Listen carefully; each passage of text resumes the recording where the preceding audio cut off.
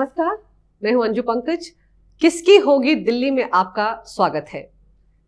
राजधानी दिल्ली में विधानसभा चुनाव के लिए मतदान को करीब करीब एक हफ्ते का वक्त रह गया है और आज की तारीख में किस पार्टी का पलड़ा भारी दिख रहा है, इसी पर चर्चा करने के लिए मेरे साथ स्टूडियो में कैपिटल टीवी के editor in chief doctor Manish मौजूद हैं।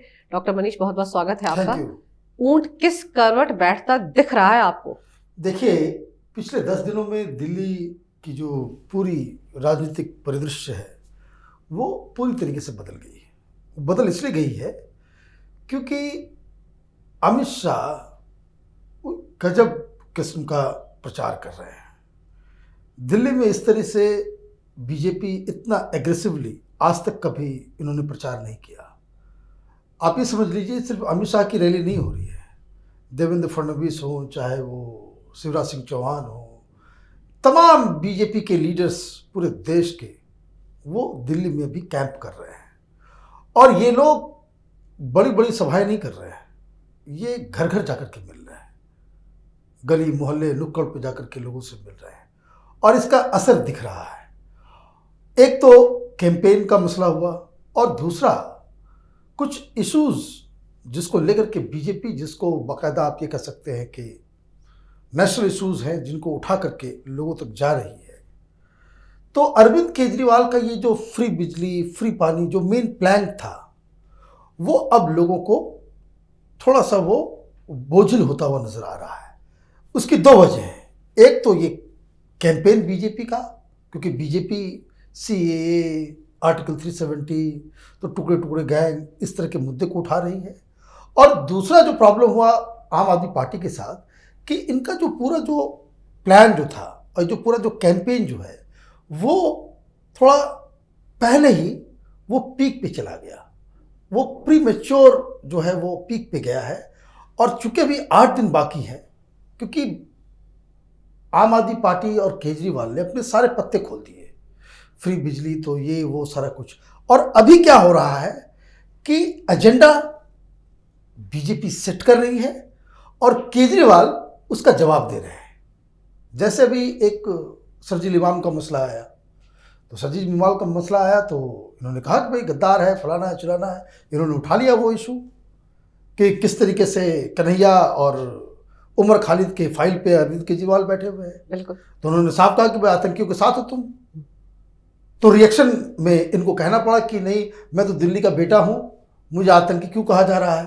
अरे भाई, आप उसके फाइल्स पे बैठे हुए हैं, आप कानूनी प्रक्रिया को पूरा नहीं होने दे रहे हैं, आप उसको बचा रहे हैं, तो अपोजिशन इस मुद्दे को नहीं उठाए, ये एक्सपेक्ट करना ही बेवकूफ़ी है। आप बीजेपी की जगह होते तो आप भी उठाते। बिल्कुल। और जब ये सरजील इमाम का मसला आया तो आपने चुनौती दे दी कि भाई अगर उसने इतनी सारी बात कह दी है कि असम को अलग कर देगा तो गिरफ्तार क्यों नहीं करते। कुछ ही घंटे के बाद वो गिरफ्तार हो गया। अब इनके पास कोई जवाब नहीं है। तो कहने का मतलब यह है कि बहुत सारी चीजें इस तरह से हुई हैं। लेकिन ये बताइए कि शाहीन बाग में जो पौधे लगाए गए हैं वो विपक्ष ने ही लगाए थे। देखिए, इसको समझिए कि जब भी कोई रणनीति बनाई जाती है किसी भी पॉलिटिकल पार्टीज के द्वारा, तो वो जो पिछला चुनाव होता है उसको ध्यान में रख करके बनाया जाता है। वही वर्कर्स होते हैं, वही कैंपेन का तरीका होता है, वही आपके जो मेन जो ग्राउंड में जाकर के काम करने वाले लोग होते हैं, वही सब होते हैं। दिल्ली में लास्ट चुनाव क्या हुआ था? तो लास्ट चुनाव जो हुआ वो एमसीडी का हुआ। अब इस पूरे गेम को समझिए कि जब एमसीडी का चुनाव हुआ तो आम आदमी पार्टी सबसे, आप ये कहिए कि बहुत बुरी तरीके से वो हारी। एक होता है कंपटीशन में रहना, आप कंपटीशन में नहीं थे, आप थर्ड पोजीशन पे आए। कांग्रेस पार्टी के पास ज़्यादा सीटें हैं, लेकिन सीट अलग चीज़ है, क्योंकि वो लोकल लेवल पे सीटें की काउंटिंग होती है तो वो अलग चीज़ है।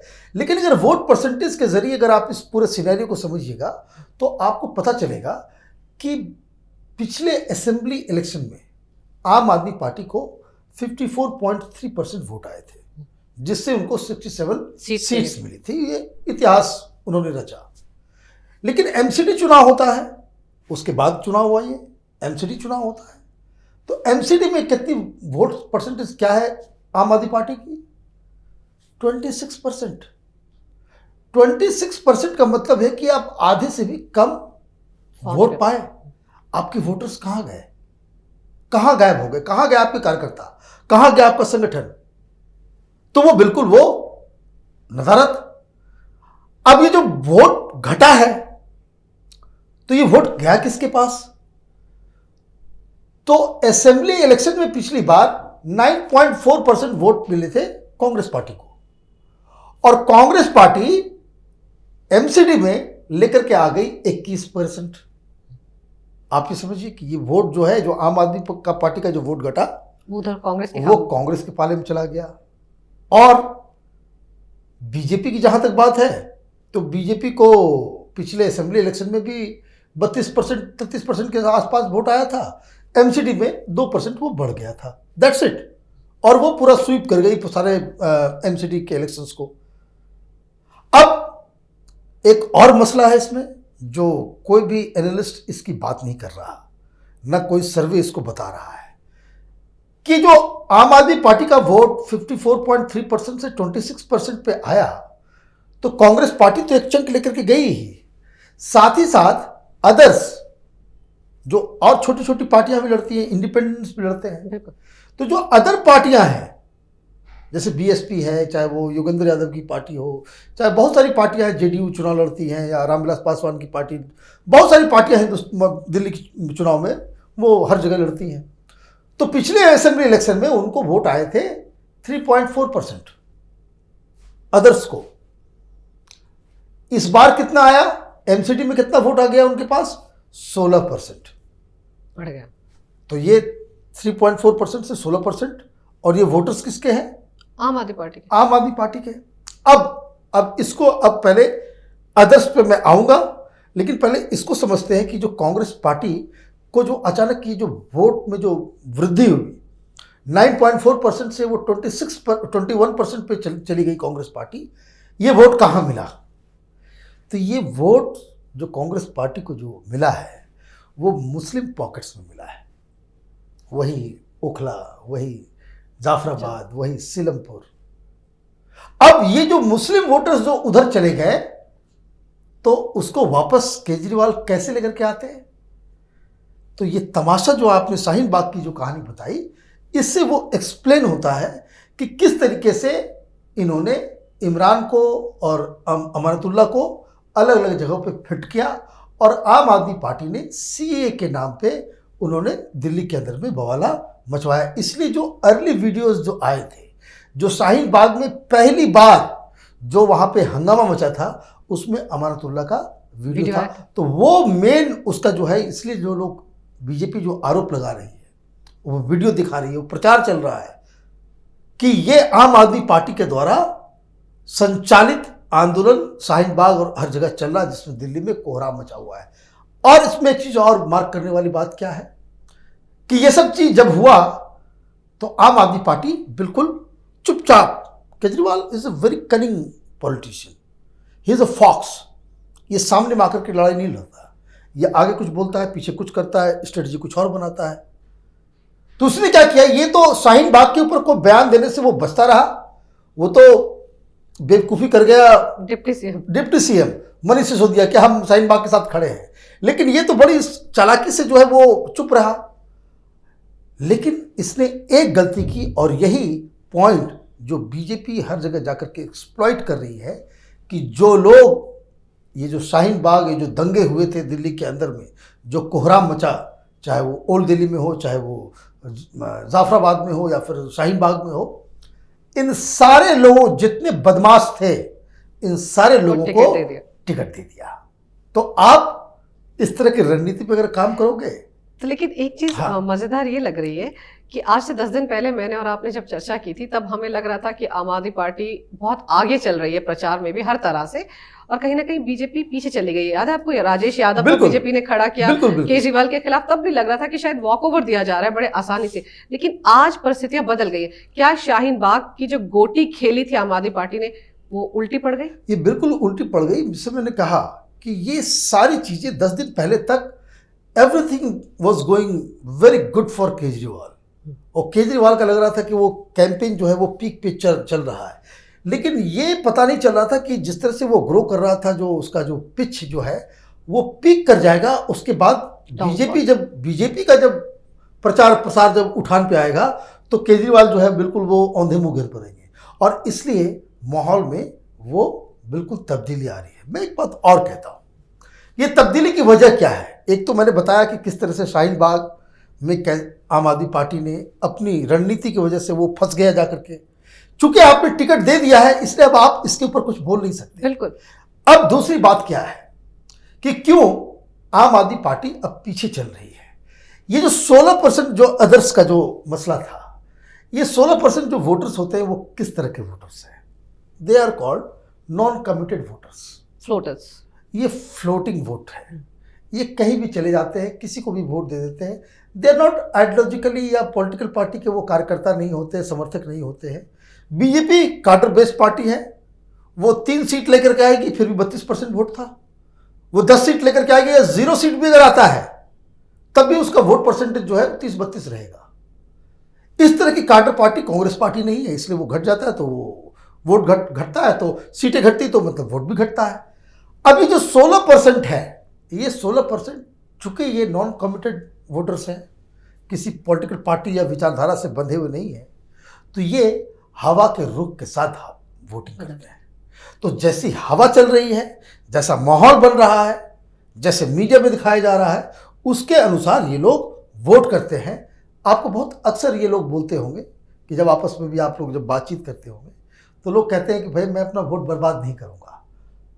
ये इस तरह के वोटर्स होते हैं। बर्बाद नहीं करूंगा मतलब वो वोट उसी को देना चाहते हैं जो जीत रहा है। तो ये जो जीत रहा है ये कैसे पता चलता है? तो ये माहौल बताता है, और ये बीजेपी अच्छी तरीके से जानती है कि किस तरह से माहौल बनाया जाता है। और अभी जो दिल्ली में हो रहा है वो माहौल बनाने में बीजेपी आम आदमी पार्टी से अब आगे निकल गई है। इस पूरे खेल में कांग्रेस कहीं खड़ी दिखती है आपको? कांग्रेस पार्टी के बारे में सोचने के साथ ही जिस तरह से पार्टी जो है बिल्कुल वो गर्त में चली गई है, कांग्रेस के बारे में सोचते ही मैं भी डिप्रेशन में चला जाता हूँ। डिप्रेशन में इसलिए मैं चला जाता हूँ कि पता नहीं इस पार्टी को क्या हो गया है। अभी आपका इतना अच्छा परफॉर्मेंस हरियाणा के अंदर हुआ, आपको हरियाणा के लीडर्स को, आप पंजाब जीते हो, दिल्ली के आसपास की ये मध्य प्रदेश जीते हुए, आप मध्य प्रदेश, आपके पास तो कोई एनर्जी नहीं है। ये कहते हैं, ये जो जब मैं सैनिक स्कूल में जब मैं पढ़ाई करता था तो हमारे टीचर्स, हमारे जो इंस्ट्रक्टर्स होते थे और जो हमारे हम लोगों को ट्रेनिंग दिया करते थे वो हमेशा कहते थे, a team of foxes led by lion will always win over a team of lions led by a fox. मतलब कि एक जो है गीदड़ों की टीम, एक लायन अगर उसको लीड कर रहा है तो वो जीत जाएगी। अगर आपकी टीम पूरे लायन की है लेकिन अगर लीडर उसका गीदड़ हो तो वो टीम जो है कभी नहीं जीतेगी। कांग्रेस पार्टी के साथ यही हाल है। इसलिए दिल्ली के चुनाव में अब कांग्रेस पार्टी की तरफ ध्यान देना हमने छोड़ दिया है। दिलचस्प नहीं है कि राहुल गांधी दिल्ली में रैलियां करनी चाहिए, कहीं और रैलियां करते रहे? दिलचस्प नहीं है, ये बेचारे नाराज हैं आजकल।